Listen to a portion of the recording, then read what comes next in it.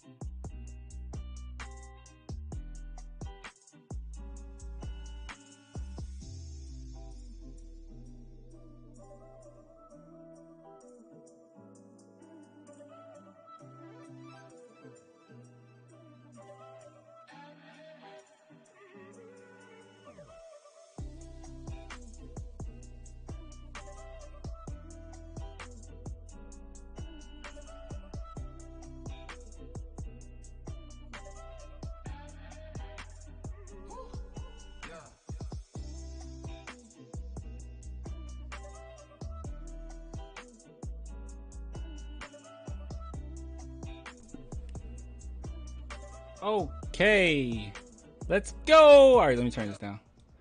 All right, how everybody doing? All right, let me turn this down. And we don't have many people in just yet, but that's perfectly fine. So let me go ahead and hit up my boy Tom Petrini.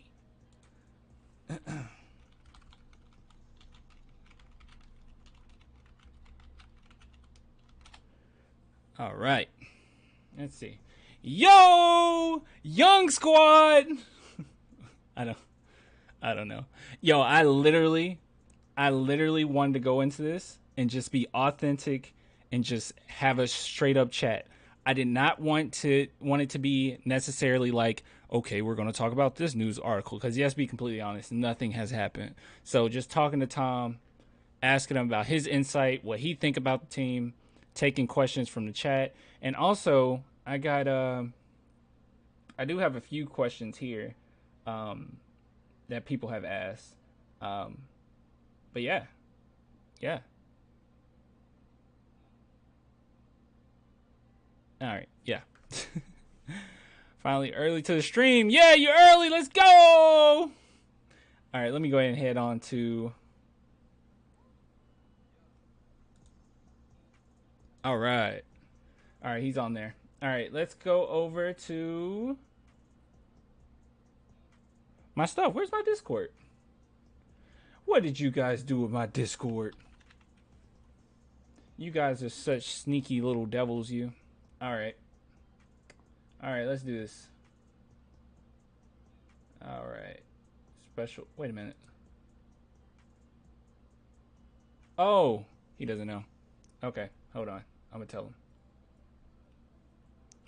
All right, let me tell him. Let me see. Head over to the channel. Special guests under. By the way, if anyone would want to join the Discord, please do. Under live stream fun. There we go. It's private, and you have permission.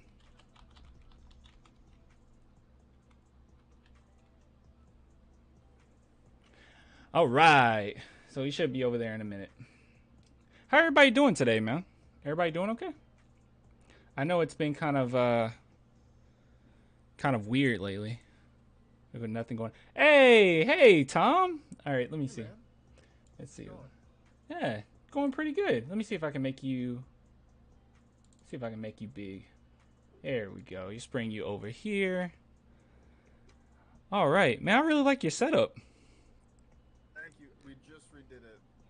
Got the corner desk, never going back. Every room has a corner in it. Every room that is an office needs a corner desk. Right. All right. Let me turn you up. Uh, say something random for me, Mister Tom. Oh, something random for you. How you doing on That this was that was Saturday perfect. evening? I'm doing pretty good, man. I actually wanted to do a live stream with you because not only have I been following you forever, and a lot of people over here, Spurs Nation in general, continuously talks about Tom Petrini just tweeted something.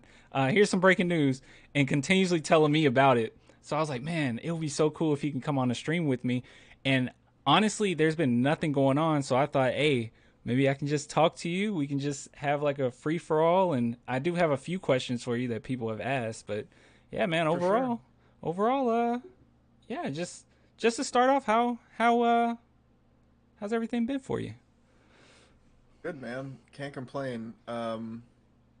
It's definitely quieter in the off season, but it's never really quiet, I guess. Right. Uh, with Spurs stuff. Um, and this off season was a lot more active than I think a lot of off seasons that we've seen in recent memory, right? Mm-hmm. Yeah. Um, and Draft was interesting. Really, really like Primo. Went out to Vegas and covered Summer League, and that was really awesome to do. Yeah. And yeah, looking forward to doing more in-person Spurs coverage this year. So Okay. So yeah. I want to ask you this. So during the draft, obviously me, look, I'm just a stupid Spurs fan. Okay, I don't know anything. You're the big brain. I'm small brain. Okay, so so during the draft, um, I reacted very quickly and I said, "Who the heck is this guy?" Like me, along with every other Spurs fan, was pretty upset initially. Okay, over time we kind of said, "Okay, this is fine." But like, what was your initial reaction? Was this a guy that you saw previously that you've been keeping up with, or like were you shocked by it, or what's up with that? I mean, it wasn't something I anticipated, Okay, but like it, I was live at the time and I was watching and I was like, yeah, I I had nothing prepared for Spurs take Josh Primo at 11. I had nothing for this. yeah, I had gone through my list of guys who I thought would fit well and guys who I thought they would go for. He was not on there, and that's on me. I didn't prepare enough, but also even if I did, mm-hmm. even if I had gone taken it two steps further than I did in draft prep, I probably still wouldn't have gotten to Josh Primo. But Yeah, um, everything that came out after that has been, um, there was interest from other teams. mm-hmm. Reportedly, his agent has talked about this a couple of times, where uh, apparently there was interest even higher than where the Spurs took him. Spurs have been Yeah, interested in him since Basketball Without Borders. mm-hmm. Um, and I mean, 18 years old, ambidextrous uh, shooter who didn't really get to play on the ball very much in his 1 year in college. Yeah, And, you know, so, I mean, Brian Wright explaining it like we're getting a guy who has a long runway um, into the program as early as we can. And, like, that makes sense. yeah, It's what this Spurs team is trying to do. So, um, and everything that I have gleaned from interacting with him a little bit is just incredibly mature young man. Like really, mm-hmm. really, if there's going to be an 18-year-old in the NBA, Yeah, he's a good 18-year-old to be in the NBA because he just seems uh, emotionally ready for it and right. and like a pretty mature kid. Yeah, that was actually one thing that I kind of picked up on him like really early. As soon as I saw him talk, I said, "Whoa! I mean, your face looks like 14, but your voice sounds like 26." So it was really a sight to see. So you said that you actually saw him, like you've interacted with Primo pretty well. I mean, yeah, we uh, we do the post game stuff with Summer League all on Zoom. So I haven't like met him, talked to him, but Okay. talked to him a couple of times that way. Okay. Um, and every one of these guys, like I try to watch tape, and the tape that I watch sometimes it's the same as the players. A lot of times it's like I've watched every minute of Greg Popovich interview and like trying to see what makes him tick, and like seeing what he's talked about and what he can expand on maybe. And I do that with all of these guys. And Primo just like looking through his public basketball life, like uh he's lived a lot more of life than a lot of people his age. Yeah. Um, he seems to be very grounded Yeah. and very humble and ready to work. Um, Lonnie Walker esque and almost. Yeah. I mean, every single person that this team has drafted in the last, I mean, since DeJounte Murray, right, Mm. has kind of fit that mold of like, you know, ready to work and you know, has been all of these guys have been through real stuff. A lot of them Yeah. as kids. So, um, I think that I mean, obviously just as a person that has a way of shaping you a little bit. So Yeah. um he's also just I mean he's been playing basketball since he was 2 years old. I think he's had That's a ball in his crazy. hand. So That's crazy. um and yeah, at Alabama you didn't really see him um play on the ball like at all. And so when they drafted him and on draft night Brian Wright was like, yeah, we expect him to develop some point guard skills. People were like, "What?" Like, like Right. he was like, "Yeah, we like him in a lead guard role." People were like, "Are you kidding me?" And and pull up the synergy page, right? And it's like he took like 12 shots off the dribble his entire college career, right? Right. It's so But weird. like that just wasn't his role there. There were plenty of guys that could dribble, and they were like, okay, play defense and spread the floor and catch and shoot, and that's pretty much what he did. Um, but yeah, we saw in summer league he's got a lot more in his bag. Yeah. You could definitely see he's like a Toronto kid who grew up watching some DeMar DeRozan. Like there's a little bit of Right. mid range like shoulder fake to his game. Um, and one thing that's really interesting to me is that Hmm. you know he does everything except shoot with I believe his left hand, but he shoots right-handed. And so Yeah, I that is mean weird, isn't it? it's fascinating. It's just because like that's how I think he said is how his dad taught him how to do it. Um, and so it's just how he does it, but everything else he's better left-handed. But typically for basketball players when they're dribbling and trying to hit shots off the dribble, right? Hmm. Um, you want to be going toward your hand that you don't shoot with because it lets you get your shooting arm like in a better position, right? Okay. Yeah. And so that was something that I kind of saw at Summer League was he's going left a lot, and those are more comfortable shots. And just really interesting. He's really great with both hands. Yeah. Um, and um, I mean, it's again, it's a reminder. I think everybody needs to be calm and reserved on draft night because, I mean, it's rare that you win on draft night and you Yeah. know. Yeah. Um, and especially for a team that typically doesn't pick that high. There were a couple of picks that I'm sure if they were made, Spurs fans would have been really happy. Yeah. Kai Jones or Jalen Johnson, some really talented guys at what seem to be more positions of need, right? Hmm. Um, but so, I mean, when they took Primo, they were basically saying, "Look, like we believe in this kid, and also, shocker, they've done more research than us." I mean, Facts. you know, is it? I'm believe me, I'm not one of those people who's just like, "Oh, you've got to, lockstep trust pop in the front office," but like, I mean, I would wager that they watched more tape on Josh Primo than every member of Spurs Twitter combined, Probably just a little myself bit. included. Probably just a little bit. Like, they and you know, for everyone who was like, I've never heard of this kid. Do you think the Spurs picked this guy without hearing of Yeah. him? Like, they did their research, and uh, their research landed with Josh Primo. Um, and I mean, I'm excited to watch him play. You can haggle about like asset management if you want. Hmm. Um, but if there was interest in him high, then I mean, I'm beginning to understand why. Yeah. Because, you know, a guy who was kind of underutilized in his first. Oh man, I just said utilize. I hate utilize. That's one of my pet peeves. Like I'm a words person, right? And I strongly believe that the only time you should use utilize is if you're playing Scrabble, because just use use. Use is the word, and utilize like is way longer. And I don't know. It rubs me the wrong way. I'm sorry I did that. What was I even talking about? I lost my train of thought.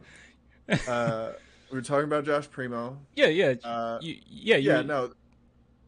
So he was a guy who, if he had played next year, projections were he would be the lottery pick, right? yeah, Um, and a lot of that, like, what if he goes out and, oh, guess what? Now he's like a point guard for that team, hmm, and he's showing that.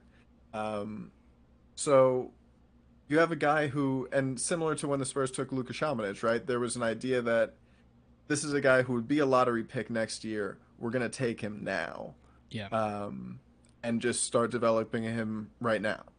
Um, and again, you can haggle about asset management, but like at the end of the day, you have to be kind of excited about the type of players that they're taking swings at, right?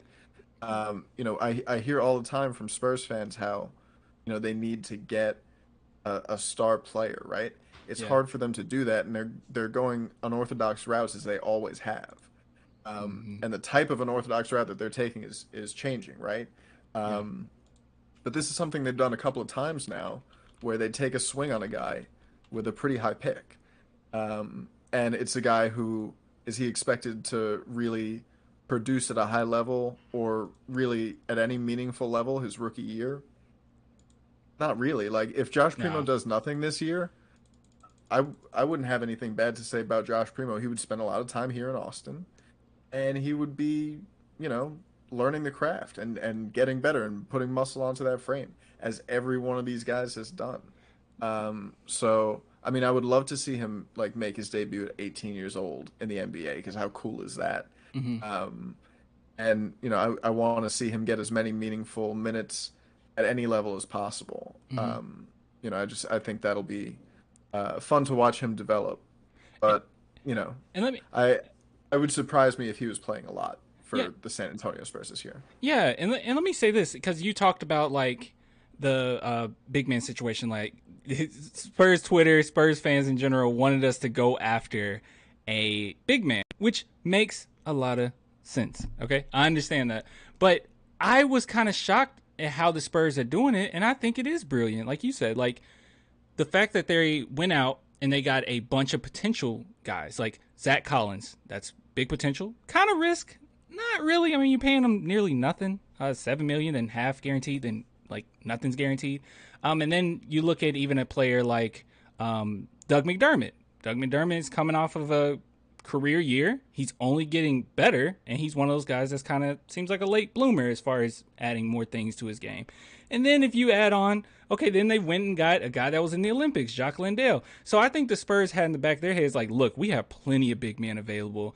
The NBA is going into a I mean, we're probably not going to get a Jokic in this draft, and the NBA is going into a direction that's more guard heavy, more small forward heavy. And hey, this guy Josh Primo could grow a few more inches. He has handles, and one thing that, and I know this is very anecdotal, and this is going to be a little silly, but like one thing that I like to do is like after we get a player, I go straight to their social media, start seeing some of the old stuff that they put up there, and I was like, yo, I have to say Joshua Primo, man, his handles are crazy. I looked at some of his old videos that he had in his story from like a year ago, and I'm like, what is this? He was posterizing people, he was crossing people over, he had a mean step back, he created so much space.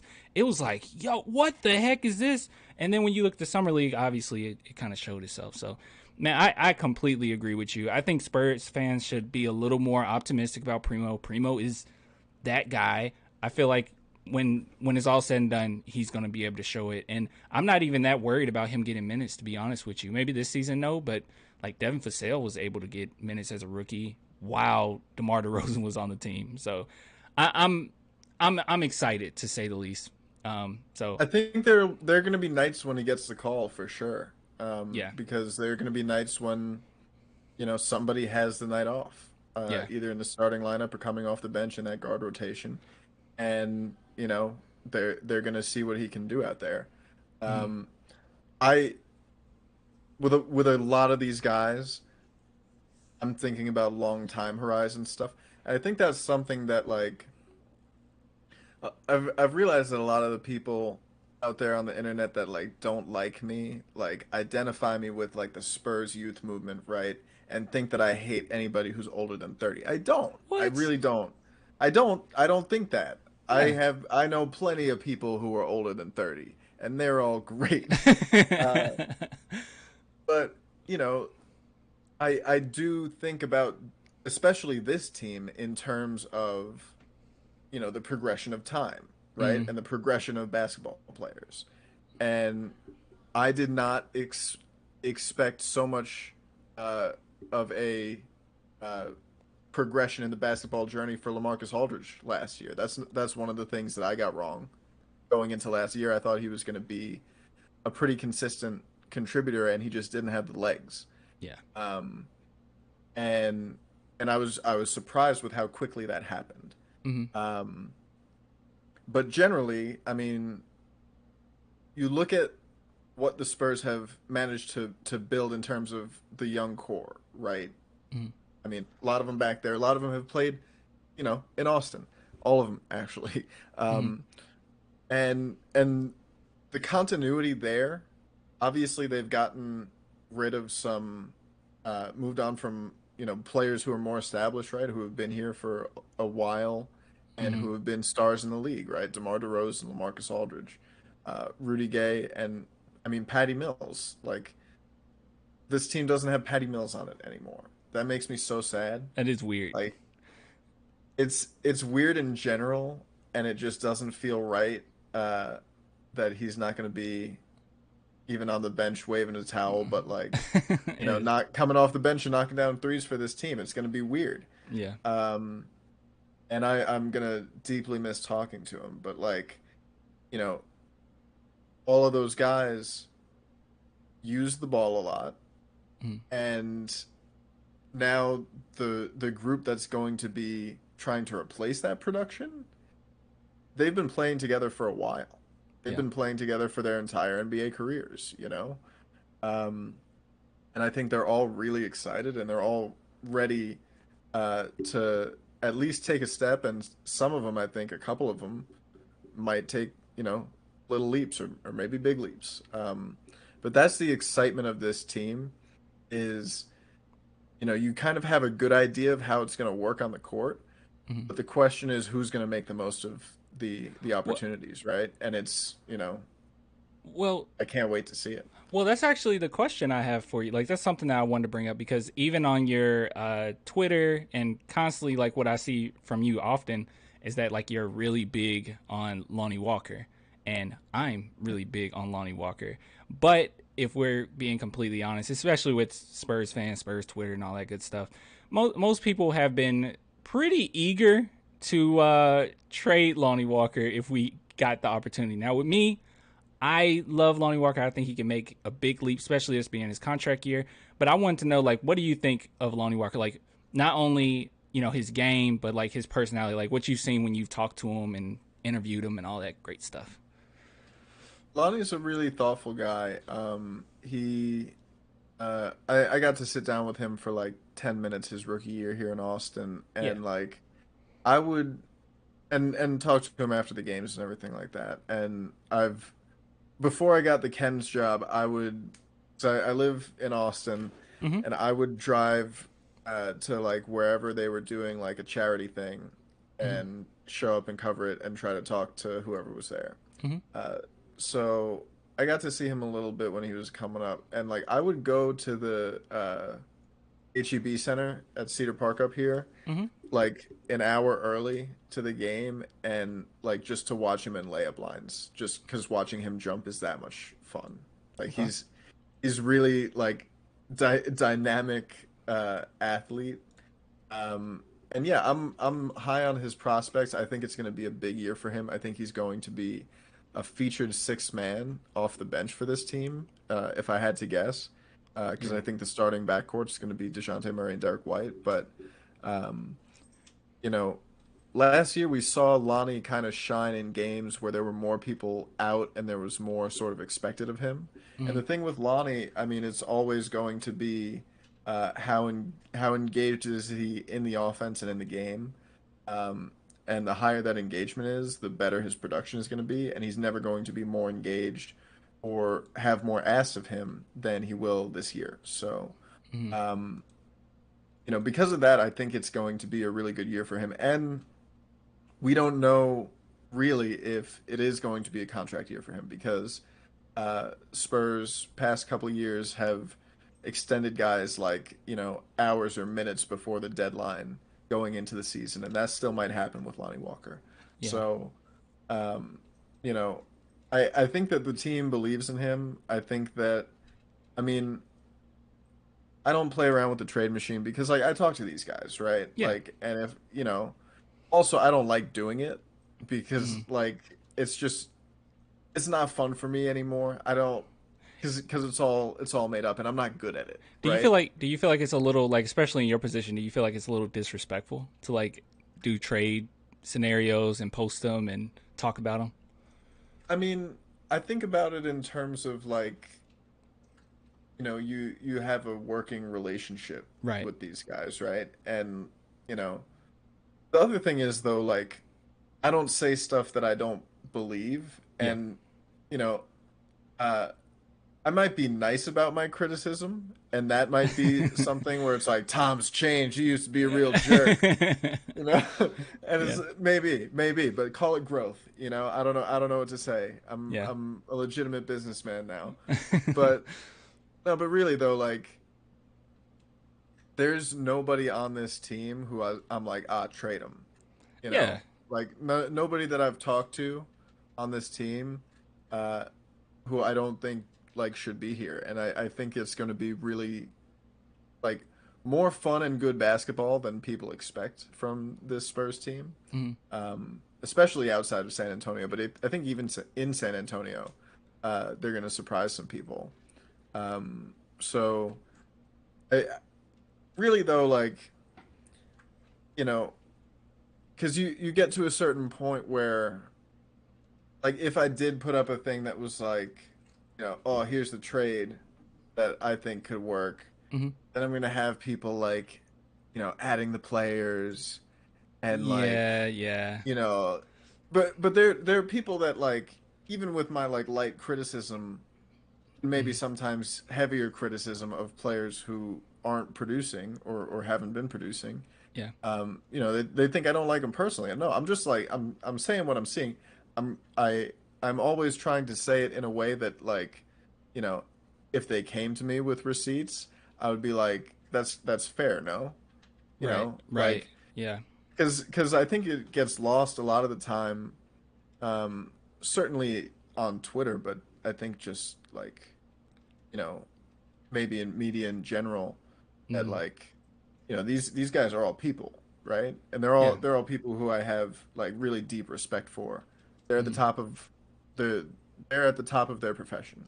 Like, Yeah. you know, And th- like you got a responsibility, Like right. you don't want to do anything that cause any type of mayhem because I mean if because at this point, especially in Spurs community, like if Tom Petrini says something, people are going to take it, run with it, and it's going to make circles. I mean, we're at the point where Kendrick Perkins says something about the Spurs and it goes everywhere. He has no idea what he's talking about. But like, even because even with me, like I'm nowhere near a big shot as you. Okay, Tom, you like big shot. I'm like little people. Okay, I'm little people. I All right. don't So like that Tom. you're So calling me Tom, big listen. brained and a big shot. I'm talking. Neither of these slanderous accusations let will me stand. let me let me finish my point. Okay, so like on Instagram, I end up having quite a few followers on there. Like I'm like 40K. Like it's not crazy, but it's like 40K. And I remember like back in the day, I was a super jerk. Okay, like DeWine Blair when all that situation was going on and all that stuff. I was really mean, and all without doing it, I sent people over there to mess with them, and I didn't try to do it, but it happened that way. So I completely understand what you're saying. Like you have to approach things in a very respectful way, but honest way. Like constructive criticism, not out of malice. Like you got to go. I understand that. I think about it, it's like a great power, great responsibility thing. Right. And like I don't think I'm I'm not famous, but like niche famous, which is weird because like I can walk down the street and like live life normally and nobody's like bugging me like, "Oh my God, I know who you are." Like I don't have to deal with any of that part of fame. But like I do have a platform, right? Yeah. And there are people who like, are looking for what I have to say, right? Um and so, you know, I used to use that platform like to defeat people in like verbal combat, right? Like it yeah. wasn't even winning in the marketplace of ideas. It was like, and uh, I never did it to anyone who didn't deserve it. right. That's one of my rules. You got to have a code, right? But my code has like gotten more rules in it, right? Yeah. Just for self-policing purposes. You know, like I try not to punch down at people. Yeah. Like I'm not gonna put somebody on blast if they're just like a dude saying something stupid, unless it's like, you know, racist or homophobic or like something like that. Mm-hmm. In which case, like I'm for sure blocking and like, also saying you're a bad person, right? Like Yeah. I will sometimes tell people they're bad people, like because I try to keep it as real as I can. Yeah, Um, and on top of it, I was just gonna say like if you say something about a player, there is some amount of power with that. Because if you say something about a player and the player says that's not true, most people are still gonna lean on what the reports have said or what that credible source has said. So yeah, you have to be kind yeah, of respectful in that regard. Yeah. I mean I typically I haven't broken a lot of news. I don't think I've broken any news really. I'm still working on that part of the game. Mm-hmm. We're all trying to develop our craft, right? But um, no, I know that even in my analysis, I've got to be, fair and complete because if I'm not, like, people are gonna hold me accountable, which is kind of cool, right? Yeah. If I use a stat that's wrong or like, missed something analytically, people will tell me, and a lot of times I'll be like, "Oh yeah, you're right," and like maybe reassess some things. But it doesn't happen a lot. But like, it's good to know that like people are reading closely and like, Mm-hmm. you know, looking at what I have to say. Um, it's weird. Like everything that I put out, I try to be very like complete and like perfect with it. Yeah. Like that's something I kind of like battle is like just trying to, uh, you know, have it be as good as it can be. Now, now, And it takes a lot of time that way. So, now. but at the end of the day, it's something that I feel like can't really be argued with by, like if I'm debating a reasonable person about it, Mm-hmm. it should stand. Like I'm a high school debate kid. Don't hold it against me, but like I definitely like carried some things over from that. Yeah. Uh, I was gonna say because I know that this is a little. Look, you can just disregard this question all you want if you want to. That's perfectly fine. I completely understand it. But we, Okay. we talked about it a little bit, just a little bit. We talked about trades. You don't like talking about trades and all, and neither do I. That's a lie. I talk about trades all the time. Okay, so all right. I know you heard it. Would you, in any circumstance, go after Ben Simmons? That's, I mean, me personally, that's not a trade I am super interested in, especially right now. Okay. If it Okay. gets to the trade deadline and he Mhm. hasn't shown up for work yet, maybe. Yeah. And like, his value is extremely low and the Spurs can extract something because they do have a very deep team, right? They built a team that like, you know, a lot of people have said like seems like there should be some downsizing in terms of like Yeah. there are 15 guys who could get minutes. Yeah. Yeah. Yeah. Um, and like they've got 17 guys on the roster right now. Um, I don't see a Ben Simmons trade coming before the season, and I wouldn't really like to see it because uh, I I like all of these guys a lot uh, as players and people, Mhm. and I like what the Spurs are building here with them, Yeah. and I think that trading for a guy who maybe doesn't even want to be here, That's true. um, Yeah.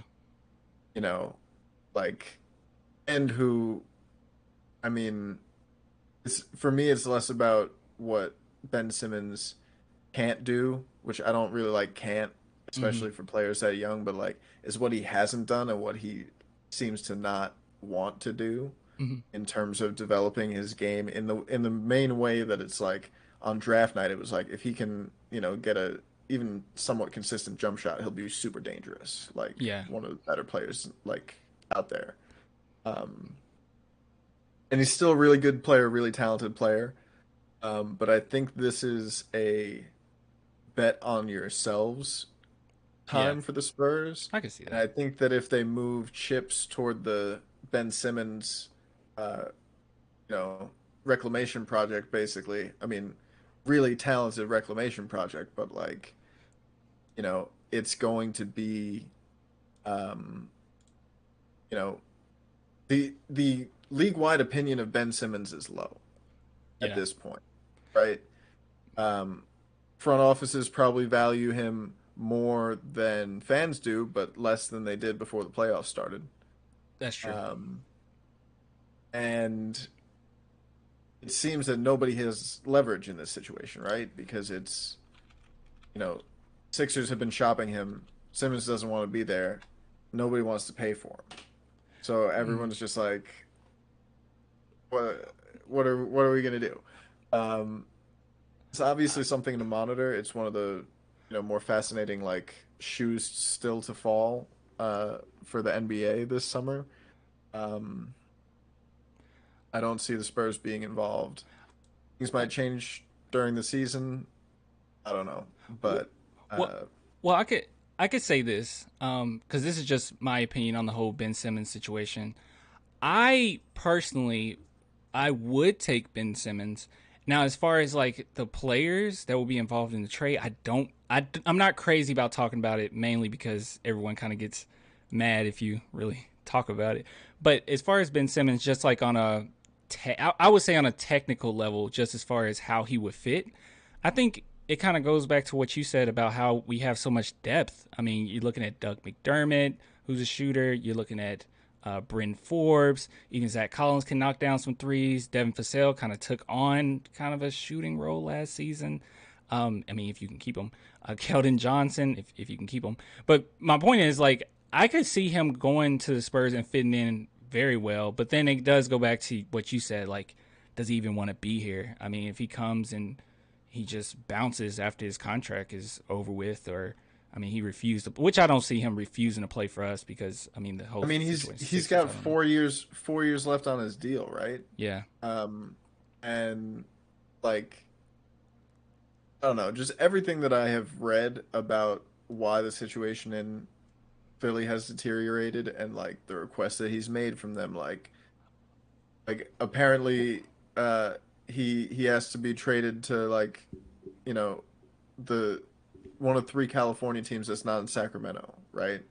oh, Like is that a thing? I didn't even hear that one. that Really? was that was her. Yeah, let me pull it up. Oh my god. Okay, that's not a good sign. I've heard the California thing. I didn't know like he like specific. I mean, because he has, like you said, there's no leverage there. That's so weird. I see somebody in chat said we don't need drama. Someone said count me in on Ben Simmons. Hold on one second. Okay, you're good. Let's see what the chat is saying. Let's see. For me, Skywalker has the biggest jump. All right. How everybody doing, man? You like the stream thus far? Am I doing a good job, or am I fumbling it? Am I fumbling my chance talking to Tom Petrini? Hey, by the way, if you guys have any questions, you can leave it in the chat. I have a few questions for him on my phone, so after we get done with probably this conversation, I'll ask a few of those. But yeah, man, how everybody doing today? Oh, he's back. Sorry about that. Dogs, cats, Oh, you're good. you know. I have a cat myself. I love my cat. Cats are lovely, but the dogs sometimes just, Do love me some. converse, they debate. Do love me some dogs. But yeah, Uh, Catch me up. Where were we? oh, just the whole like the report that he wanted to go Yeah, to. yeah, yeah. That's crazy. Ben Simmons trade request. I'll find it and send you a link if I can't find it now. And, so, and some Um, and someone in the chat said Chris Broussard. I guess maybe he said this today or something. Said he is willing to go to any team. So I don't. It mix. I don't know. I mean, Who if knows? that's what it is, then I mean, I don't know. I'm not sold on Ben Simmons. Yeah, Like everything that comes with Ben Simmons, certainly not enough to disrupt what the Spurs are building, like at their core. that's true. Um, Yeah.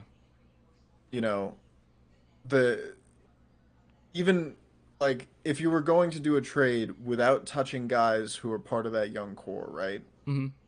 Like, you know, Thad Young and Al-Farouq Aminu in a fax machine isn't going to cut it. Mm-hmm. Like, it would have to include either Derek White or DeJounte Murray for the money to work, and like for that few number of players.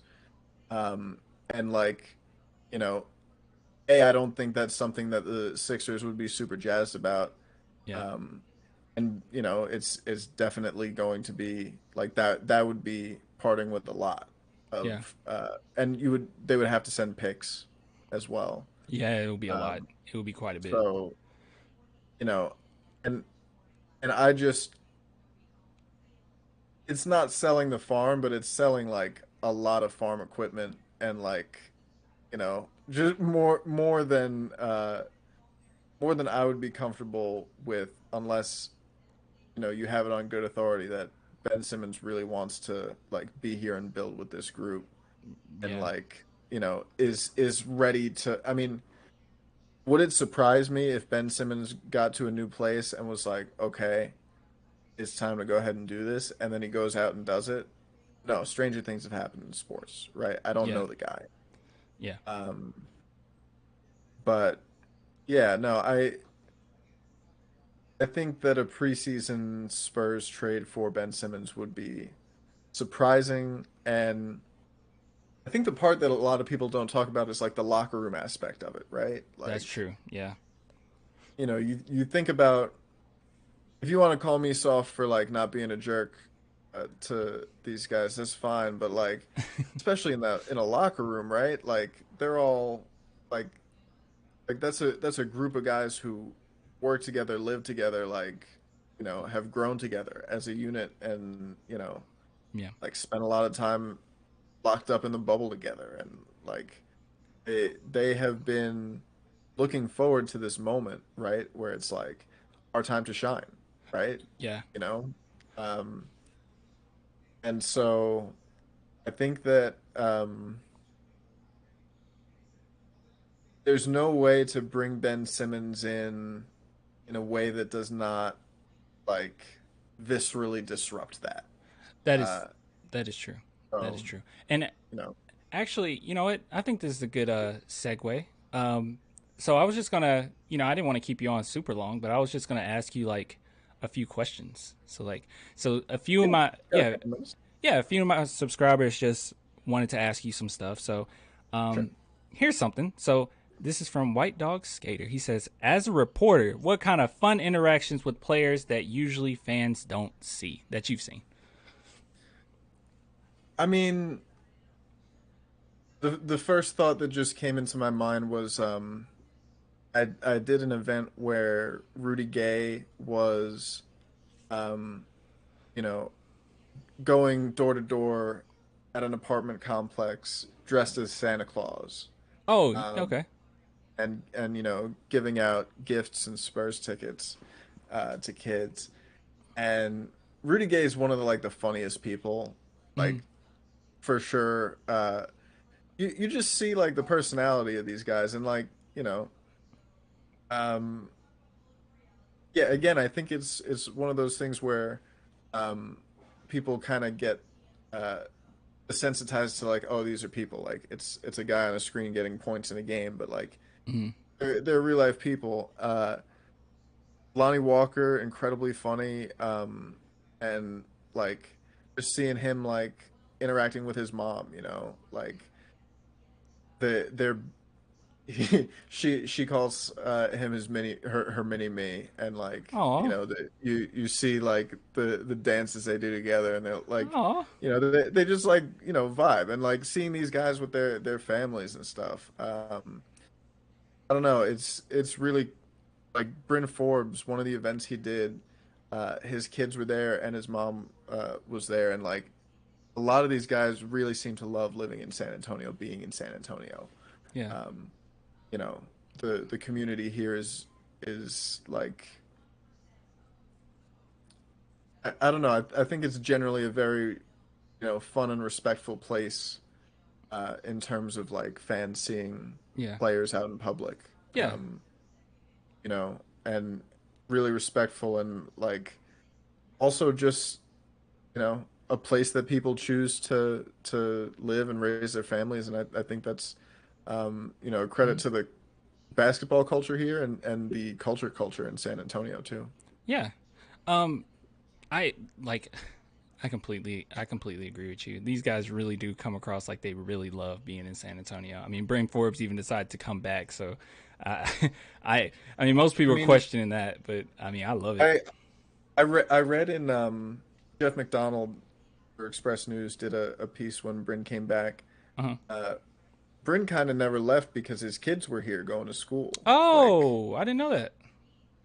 I mean, so he he's developed roots here, and like this is the team that he came up with, and like I'm not even kidding about championship experience Bryn Forbes. Like Yeah. it's extremely valuable that he went on his year abroad and won a title with a different team and got a different perspective. Yeah. And I mean, you know, the the people who were most upset about Bryn Forbes coming back were immediately like, "Oh my God, he's gonna start."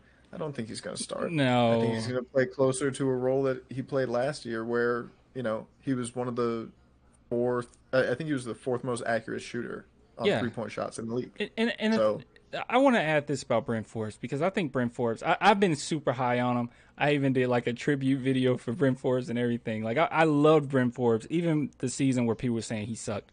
Um, I love him because I think, like you said, he's not going to start. But even in that regard, people not even keeping in consideration that that team that he was on is a completely different team than what we have right now. And one reason why Brendan Forbes looked so bad, in my opinion, on defensive end is because oftentimes he was out there teamed up with Patty Mills or Marco Bellinelli. He wasn't surrounded around defenders like he is now. Like we have a lot of defenders, so yeah, he'll be fine. I don't see any problem with Brendan Forbes. while I'm not high on the prospects of his defense at all, you're right that he spent way too much time playing with Patty and Marco, and that's not his Yeah, fault, right? yeah, And not just them, but like he was also just used too much. Like yeah, he played the third most minutes on a team behind DeMar DeRozan and LaMarcus Aldridge. Like yeah, that's way too much. Um, and uh, every team needs one guy whose only job it is to come off the bench and hit threes. yeah, And if he gets cooked on defense, that's fine. And I mean, he at least has a little bit more size, mm, and he's not a slow guy. no, Um, so like he could he could become a better defender, and especially in a team concept, right, where there are less weak links. Um, and I think that he's in that situation now where, um, you know, he'll. I'm not expecting a lot out of him defensively, but I'm also expecting him to not get exposed as much because he's not going to get as much exposure. yeah. And let me just allow me to fangirl for a minute. One thing about Bryn Forbes that I love about Bryn Forbes is he, in my opinion, was the only player to show up in that game seven against the Nuggets. I'm sorry, I think he was the only one to show up offensively. He had the same amount of points as DeMar DeRozan, but had a higher percentage. He showed up at the end of the game, hitting huge shots, playing pretty good defense. I think that he really showed up, and even after the game, post game, like I loved his reaction to the loss. Like I was ready, I was pumped up to go into next season immediately. So I think Bryn Forbes, he fits in San Antonio, like you said. Like this is his roots. He's going to be perfectly fine, and he's going to hit a lot of clutch shots for this game or for this team down the line. I think this season, and it's going to shock some fans. I don't know why people have this revisionist history of Bryn Forbes. I don't know. He was great in the playoffs. It's just because it ended not so great because he was asked to do too much, in my Well, yeah. opinion. And like, and again, that's not on him, right? Mm-hmm. So, um, it's always been about putting him in the most effective position, and Mm-hmm. I think he's going to be in that for this team this year. Okay. And I got two more questions for you. Like, Yeah. one is just like, this is one that I've seen plenty of times, and it's pretty simple. And then another one is I think will be a pretty good one. So here's the question: Who is your starting five and why? Starting five for this year. Yep. And why would you choose it? The starting backcourt, I think, is DeJounte Murray and Derek White. Okay. Um, they haven't played together a lot, which is surprising considering how long they've been on the team together. It just hasn't really happened. Mm-hmm. Um, but I think that they're going to be a really talented two-way backcourt. Um, and I'm excited to see that. I think Keldon Johnson is going to slide to his more natural position as small forward, um, and start at the three there. Um, I know I know Jakob Poeltl is going to start, and that's, I mean, correct. Like he Yeah. is absolutely your starting center, um, and he's going to be setting a lot of screens for all of those guys. Um, and then it really comes down to part of it comes down to if Thad Young is going to be on the roster opening night, but Okay. another part of it doesn't because I think that Doug McDermott probably makes more sense. Mm-hmm. I think. And for me, that's because Doug McDermott is like way more than a shooter. Mm-hmm. Um, I've been watching his tape and like I really like the way that he, you know, is decisive. Not just when he catches the ball, but even before he catches the ball, he knows Yeah. what he's going to do with it. Yeah. He's really effective getting to the rim, which is something that he didn't really have too much of Mm-hmm. earlier in his career. So, um, yeah, no, I think that he would be a good fit with the rest of that group. Okay, I can see that, and I kind of agree with that. I actually did a top five, and I had the exact same one as you, Doug McDermott at power forward, but I instead of Derek White, I had Lonnie Walker. But I completely understand where you're coming from.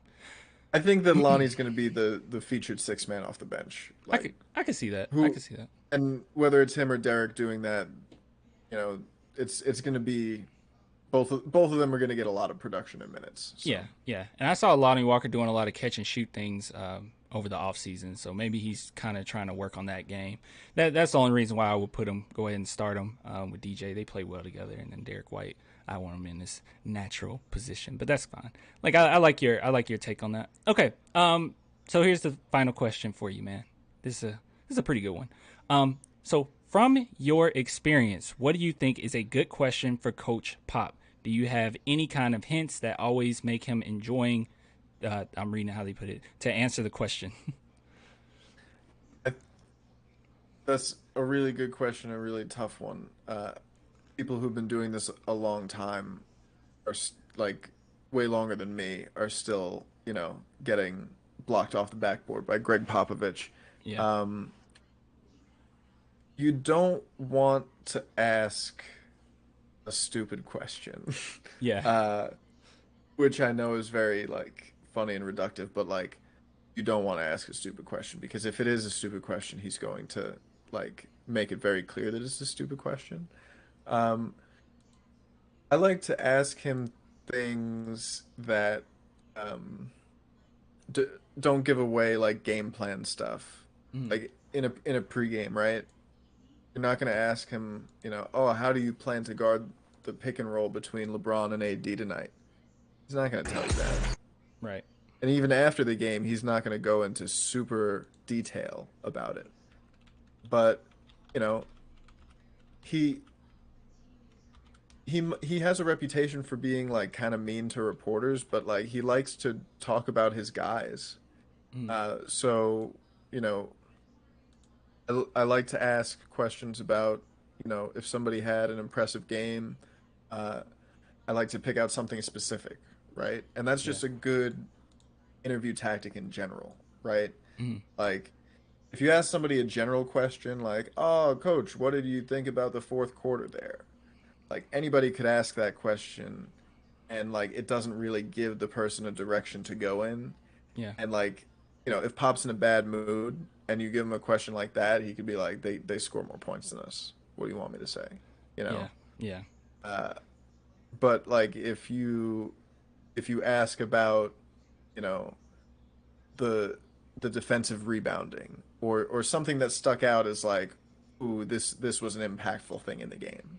It Mm, could be something an individual player did or just a trend, whatever it is, good or bad. Um, if you mention something that's more specific, it's easier to get a person to, you know, expand on something, I yeah. found. Okay, I can see that. I thought that was a really good question because it's like, is there any text? Because sometimes I see reporters ask questions and it's like, oh yeah, that was pretty dumb. But then they ask questions that it's like, no, that I thought that was a pretty good question, and he gets pretty angry. I mean, some of them I've looked back and been like, that was, I mean, I can see why he did that. And then some I've looked back and been like, I asked a perfectly good question. I don't know what his deal was that day, but Yeah, I think of it as like, you know, Jakob Pertl, right? Like he's gonna get dunked on sometimes, but like that's just because he's standing under the rim trying to get blocks. Like that's part of his job, right? yeah. If I'm not getting dunked on occasionally by Pop, then I'm not doing my job.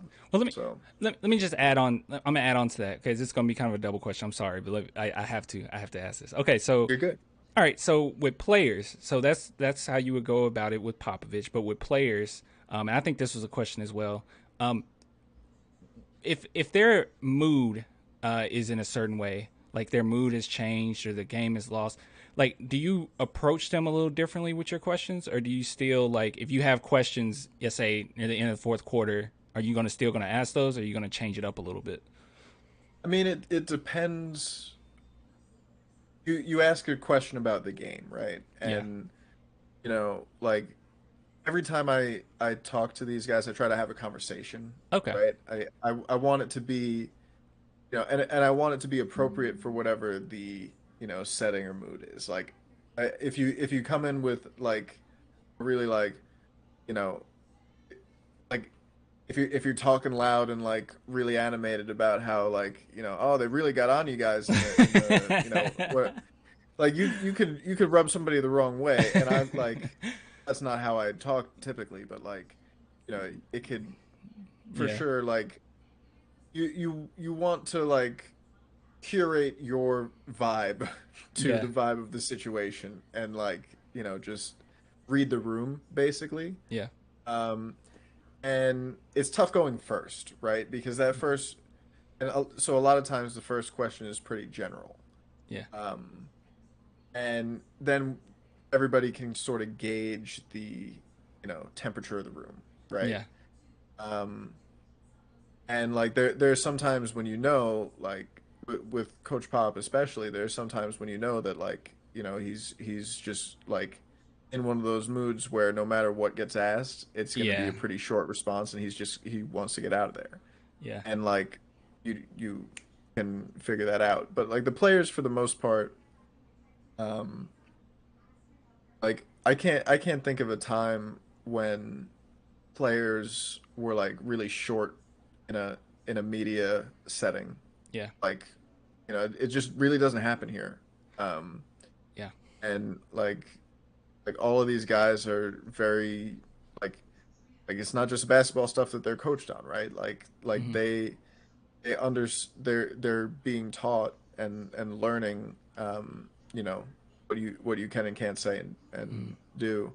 But you rarely get occasions where they're saying stuff that they shouldn't be saying. Like that's right. just something that they know better because the Spurs, I'm sure, make sure that they know better.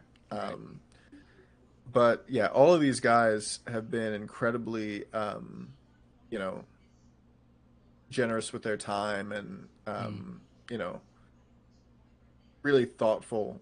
And I try to ask thoughtful questions that will get thoughtful answers. okay. Um, you know, that's and whether it's something specific about basketball, because they're all basketball nerds. Like they Yeah. all love talking about intricacies of the game. Mm, And so like if you can ask like Mar DeRozan finer points on like his post footwork mm, and like, you know, yeah, he loves to talk about stuff like that because he loves to do stuff like that.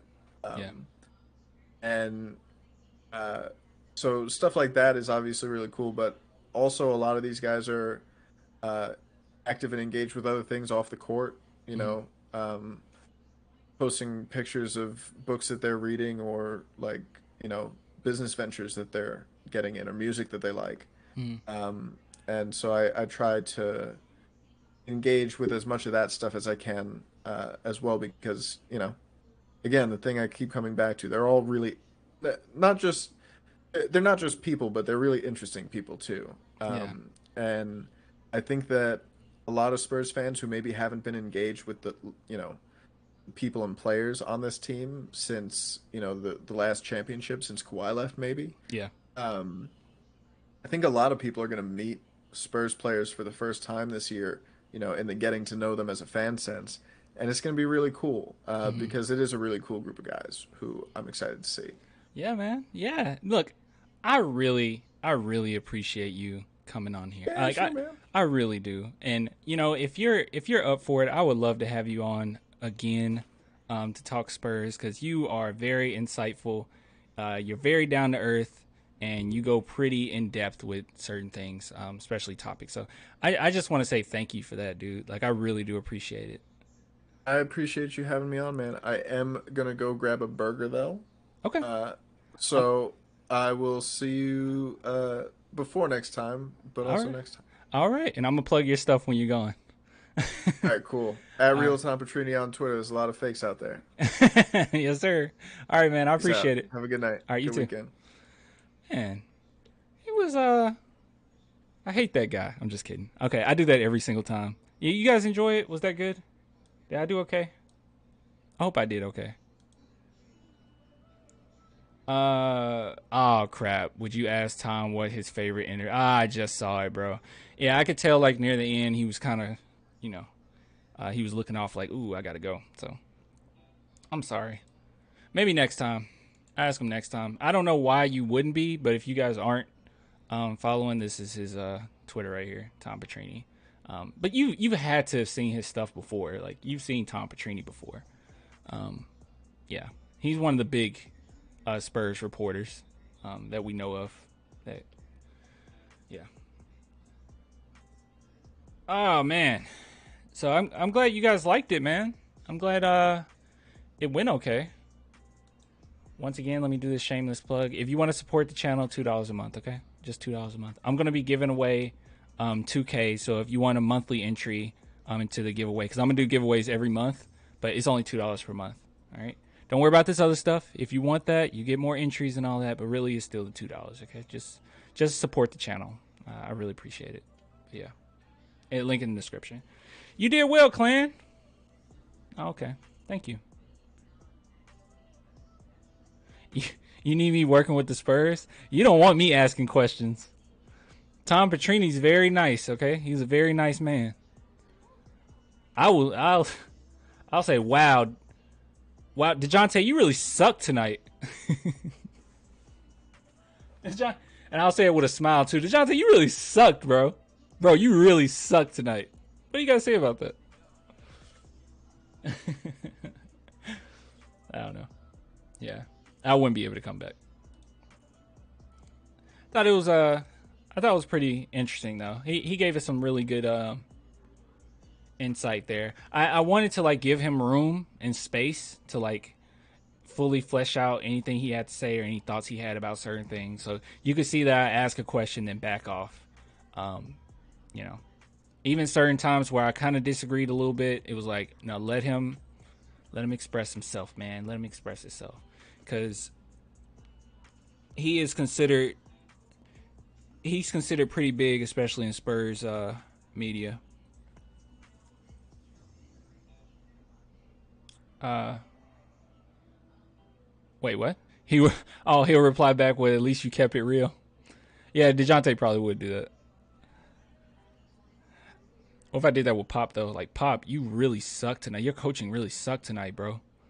Like, what were you thinking, dog? What were you thinking, Pop? I don't know what Pop would do. I don't know. Yeah. Um. Yeah, man. I thought it was a pretty good stream. I'm glad you guys liked it.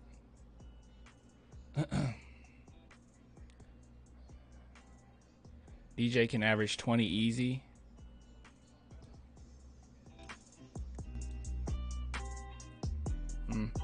I saw some arguments about Ben Simmons and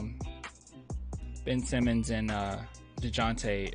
Ruru, look, look, I'm gonna be honest. Me and M Easy do not see eye to eye. All right, in the chat, me and M Easy do not see eye to eye. But I will say this: I think that he's completely right in saying Ben Simmons is better than DeJounte Murray. Like, I don't even think it's cool. I don't even think it's like, I don't even think it's a question. He's much better. I think San Antonio Spurs needed Ben Simmons of final rosters to make into playoff contenders. A great addition, specifically in crucial situation with his high IQ playmaking. Yeah. Do you think Pop will work in the front office after retiring, being head coach? I think so, yeah. I think Pop would be back. What does Simmons do? Like, what does he do well?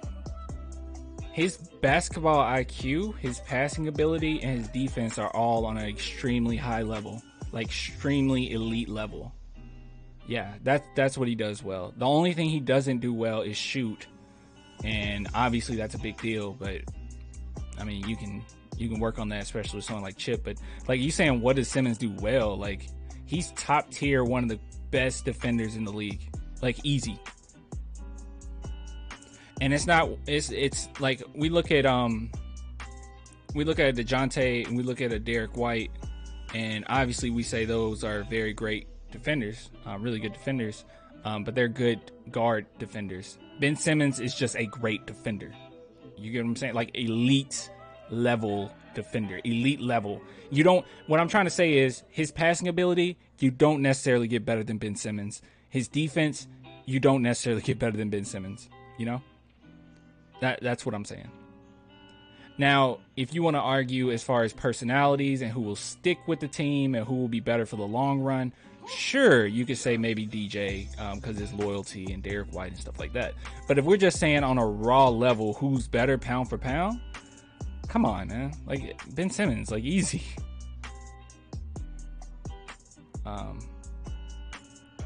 Yeah, I know. DJ made second team out. I know. I mean, what's Ben Simmons' accolades? I mean, his accolades are crazy right now. Wait, is there a way to do versus... Let's see. I just think it's a weird, like, comparison right now. So here we go. So here's a comparison if you're doing DeJounte Murray and Ben Simmons. Neither have a championship, both 4 seasons. Ben Simmons made the playoffs 3 times. He's 3 All-Star games to 0. All NBA teams, he made it once. All defensive first team, made it twice. All defensive teams, he made it twice. Steals leader, 1. He got 1 of those. And this is only within 4 years. Rookie of the year, Ben Simmons got that.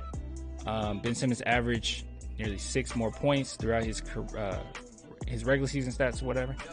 Rebounding, has more rebounds. Assists, much more. Just overall careers. Steals more, blocks more. Almost 2 times as many points have been scored in his career. a whole 1,000 more rebounds. Yeah, I mean another whole 1,000 more assists. Yeah, he's just better. Blocks much more, nearly more than 100 more. Um, Field goal percentage is higher. See, that's the 3-point percentage is terrible because he doesn't shoot. Free throw percentage is terrible. He would have to work on that. But yeah, I mean, just pound for pound. I mean, objectively, Ben Simmons is better. Like I don't even think. Like if we even look at it on an objective level, he's a better player. He's at least more accomplished. So yeah. I don't know. What? His accolades are trash in the playoffs, bro. I'm not trying. This isn't a DJ hate, okay? Because if at the end of the day, if the Spurs decide to keep DJ, I'm happy. Like I like DJ. I think going forward, DJ will be great this season. But if we really are just going to be real and make a comparison with this, that's not fair. His accolades in the playoffs are trash. What accolades does DJ have in the playoffs to even compare it?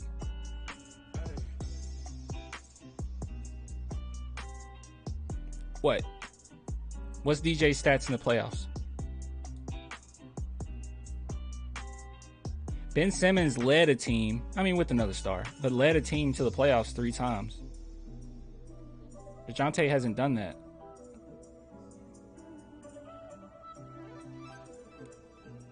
Okay, see, that's a question. IT kills. Okay, so y'all say better player. Yeah, Ben Simmons is a better player. And then he says, is he a better fit than DJ though? Well, if we're looking at the team, I would make the argument yes. I wouldn't say he's a better fit 100%. I would say that it's pretty neutral with that. I don't think he's a worse fit. Like if you're looking at the team right now, and let's just say, and obviously this wouldn't happen, but if you just swap DeJounte for Ben Simmons, look, you still have Derek White who can shoot. Like if we're just doing it this way, obviously this is hyperbolic. This isn't going to happen, but yeah, if you just switched them out, yeah, I think he fits well with the team.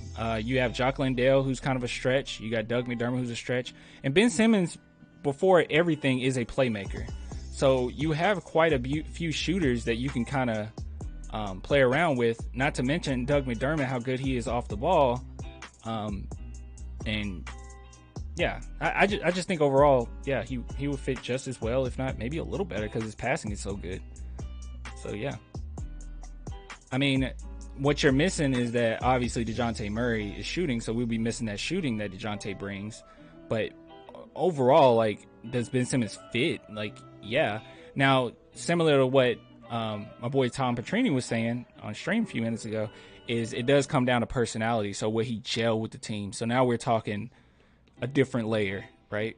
And would he gel with the team? That's a whole different thing. I don't know. But just objectively, as far as playing style, as far as statistics, as far as accolades, Ben Simmons, yeah. How much better do you guys think DJ is going to get? It's not going to, well, Emmys, yeah, I think I'm not bought into DeJounte Murray being a star by any means. Like I don't think at the end of the day he'll be a star or a superstar. I'm sorry.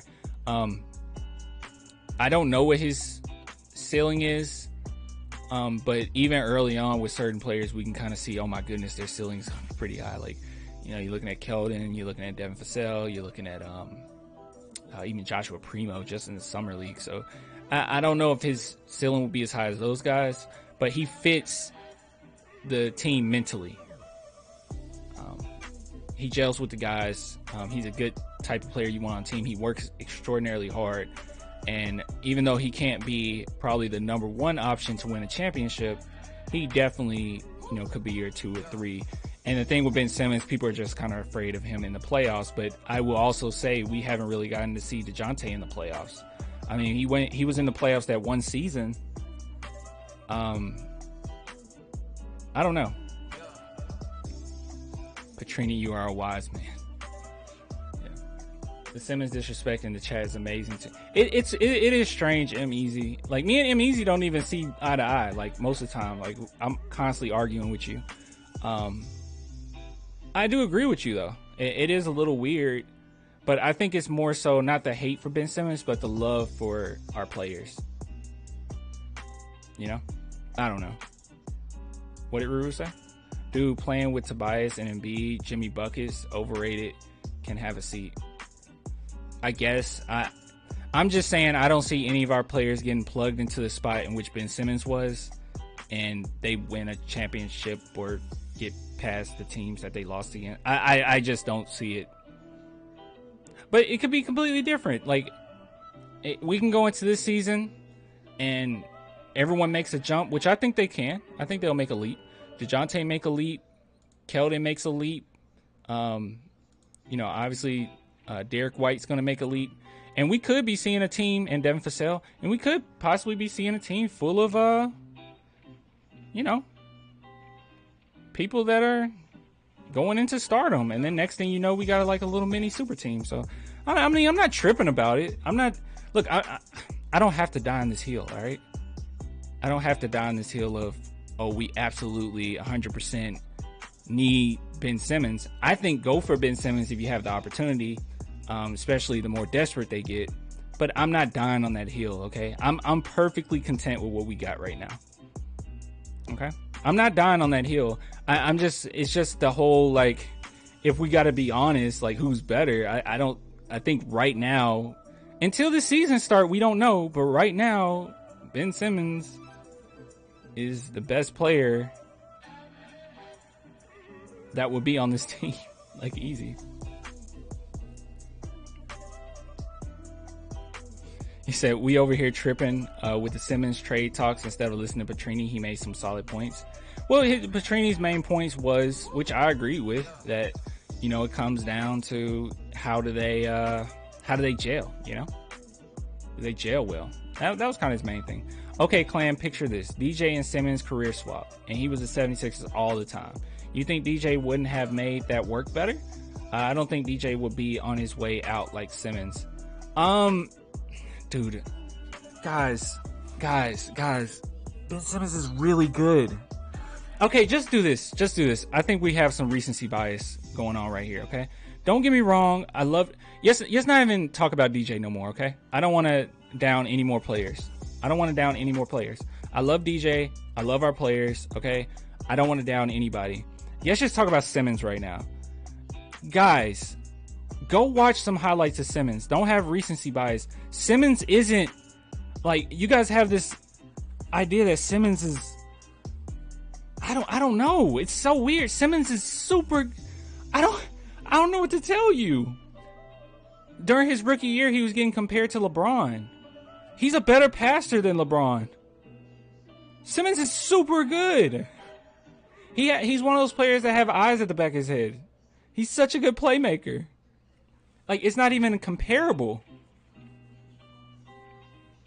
He's one of the best playmakers in the league. And his defense is ridiculous. Like, ridiculous. He doesn't lose on defense.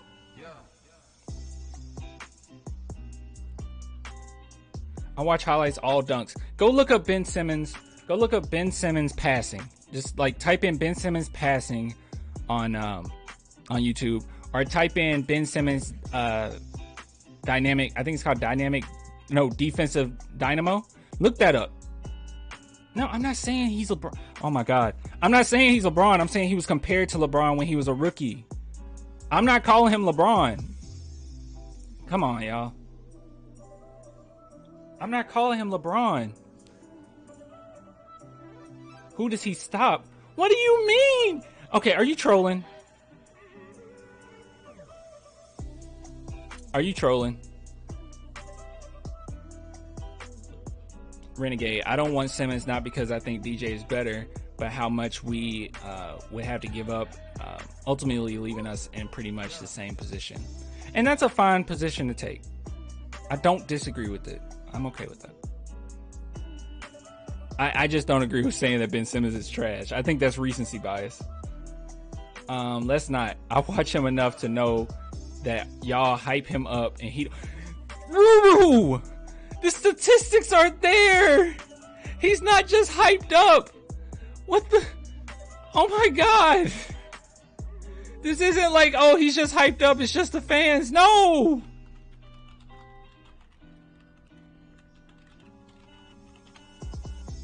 Oh my gosh. The accolades are there. This isn't, you don't get 3 NBA All-Stars. You don't get 2-time NBA All-Defensive First Team. You don't get Rookie of the Year from just being like hype from fans. No.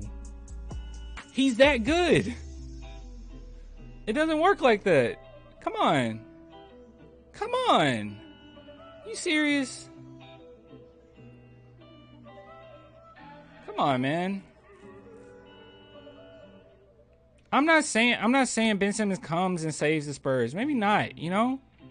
I'm not saying gut the team for Simmons. It's okay if we don't get Simmons. I completely understand it. But man, this hate for him is getting a little strange. This, like, he's not just hype. He's not just hype. Here, hold on. Let me show you something. He came in the league in 2016. Let's see.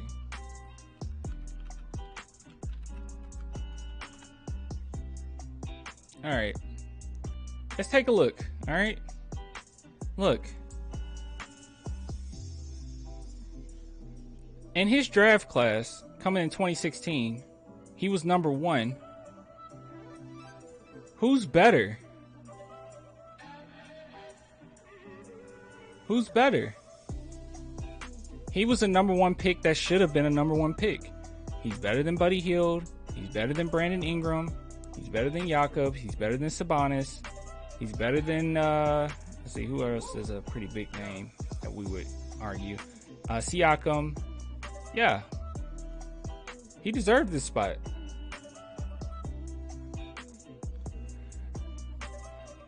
I look, oh my gosh. Okay, all right. Okay, I'm done with this. I'm done with this conversation, okay?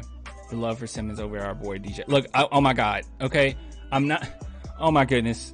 I don't know how many times I got to say I love our team and I'm fine with the direction that we're going. It's just that when the conversation is surrounded about Ben Simmons and we start saying Ben Simmons is trash, I don't know. I watch other NBA players too, okay? I like to talk about other NBA players. I don't want to talk about this anymore.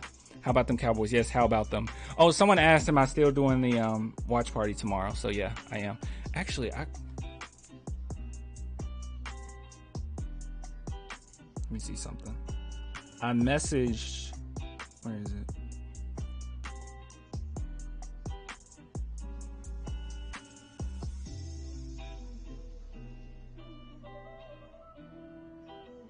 Oh, okay. Never mind. But yeah. Siakam and Ingram. They're not better than. Okay, I have to question the basketball IQ in this chat. Shaking my head. Yeah. I don't want to talk about this anymore. I don't want to fight no more, guys. I don't know. I don't know what to tell you. I don't know. You know what? You're right. Ben Simmons is trash. He's garbage. And all the accolades were just from fan appreciation. I don't know. Look, when I'm at the point where I'm agreeing with M-Easy, and me and M-Easy, we don't have it easy, okay? We're constantly battling and duking it out, okay? But me and him, we're on the same side right now, okay? The fact that I'm on the same side with M-Easy, that says something, okay? Not to say I'm always right or that M-Easy's always right. But when it's at the point where me and M-Easy are choosing sides, I don't know.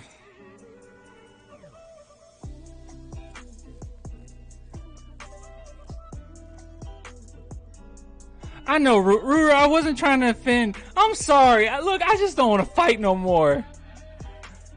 I don't want to fight no more. I'm sorry, Ruru. Ruru took offense. I'm sorry. I know you watch other NBA players. I know that was condescending of me. I'm sorry. I know. I'm sorry. Okay.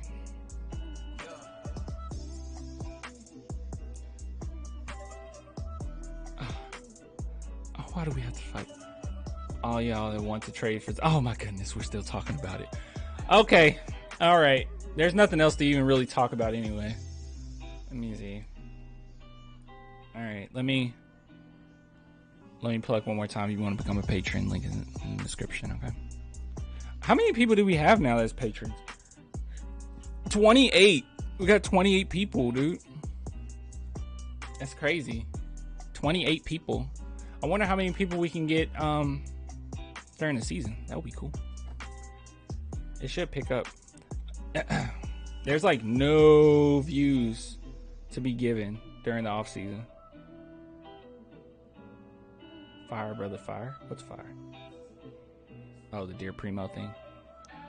Dear Primo, I know you've seen those emotes and the reacts to the pick that we chose. See, bro, from your perspective, man, we seem low. We talked about you harshly. I'm sorry, so here's a keynote. We owe you an apology. I'm not fighting. I get your point of view. Okay. Hug it out, Ruru. Hug it out.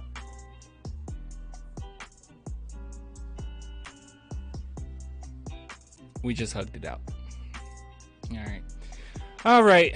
I hope everybody's doing good today. I think it was a pretty good stream. I think I asked the hard-hitting questions, and Tom Petrini he delivered as he always does, man. So I keep it real about the team. I don't fanboy because they're my favorite team. I mean, sometimes you go too far. So sometimes like, oh, come on, bro. Like, come on. And I think sometimes it's good to keep things in perspective. You know, like a player could have a game or a few games that don't look that great, but then again, you have to look at it in different perspectives. Like, prime example, Rudy Gay. I wasn't a huge fan of Rudy Gay while on the team, really. But from the position that he was in, having to be power forward, having to be the primary shooter, he filled that role decently well for his size, for his age. You know, it was okay. Even though I wasn't crazy about it. On a different note, my Spurs season just restarted on 2K and my random trades ended. Up kidding me, Giannis and Gobert with DJ, KJ, my player, Lonnie, Lonzo Ball. Team's undefeated. That's ridiculous. I don't even see how you got away with that. All right. Yeah, I will apologize after this season. I'm not even saying that I don't even want DJ gone. I'm saying it's fine. I don't want anybody gone. I don't have to apologize. I'm cool with our team. I'm okay with them. They're all right. Oh, okay. All right. I'm going to let y'all fight. I'm not fighting anymore. All right. I'm not in this fight. Okay. I'm the streamer. I need to be more responsible. On a lighter note, to prepare for our watch party tomorrow. Look at this dumb take by Kendrick Perkins.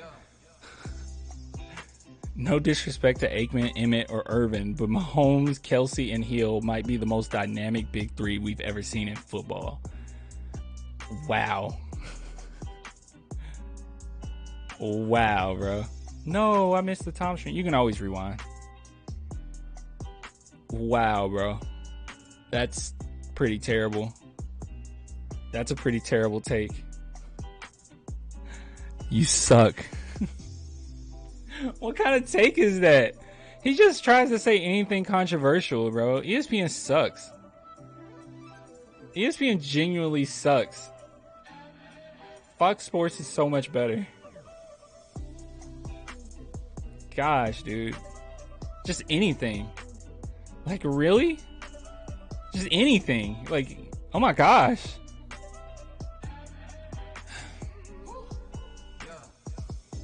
It's kind of like when you say so many bad takes and you obviously are just grifting, like you don't really believe what you're saying, you're just lying. for the money, it really does. I don't know. It really does jack up your credibility if they cared about any credibility to begin with. I don't know. All right, guys, I'm gonna go ahead and wrap it up. Yeah, could someone timestamp when me and Tom started speaking, like just to put it in the comments? If not, it's fine. I could do it later, but I was just asking. So to end it off, once again, I'll be giving away 2K at the end of this month for Patreon members and YouTube members. So if you want to become a member and just support the channel overall, the link is in the description for that. If you want to support, so just trying to give back. Yeah, but your support for the channel has really helped, and it's allowed me to like keep making content without really worrying about it. Just knowing, okay, there's people that support it, people that are trying to back me, because YouTube is so inconsistent. It's so inconsistent. You about to have these Spurs fans trying to find each other's locations. I know they're about to fight. Perkins is just, I agree. Perkins is so, yeah.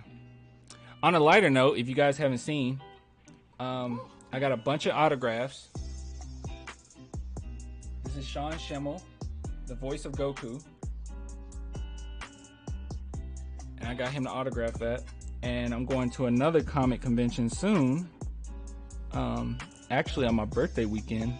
And I'm gonna get a bunch of stuff signed, guys. I'm so excited. Bunch of nerdy anime stuff. Clan, you compared DJ and Derek White to the Twin Towers defensively in one of your YouTube videos. I call out stuff like that. DJ and Derek White aren't all good as defensive duo as Danny Green and Kawhi.